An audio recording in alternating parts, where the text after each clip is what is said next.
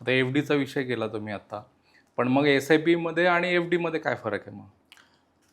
हा खूप valid question आहे आणि लोकांना आवडणार आहे की एस-आय-पी आणि एफ-डी मध्ये काय फरक आहे. बरोबर. आम्हाला प्रत्येक आमचे क्लायंट आम्ही भेटतो ऑन अन ॲव्हरेज आम्हाला ऑलमोस्ट सर्वजण एकच प्रश्न विचारतात की माझे पैसे 10 लाख रुपये एफ-डी मध्ये पडून आहेत बाबा, हो. तर मग मी ते विड्रॉल करून तुमच्या एस-डब्ल्यू-पी मध्ये टाकू का? बरोबर.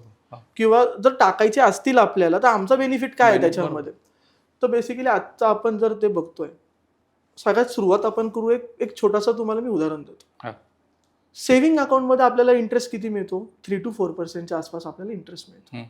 तसं तर 2.5% आहे, Yeah. बट सेफ साईडला 3 to 4% आसपास मिळतो. जर तुम्ही एफ-डी मध्ये इन्व्हेस्टमेंट केला तर 6 to 7%, सिनियर सिटीजन असाल तर 8 to 9% आसपास मिळतो.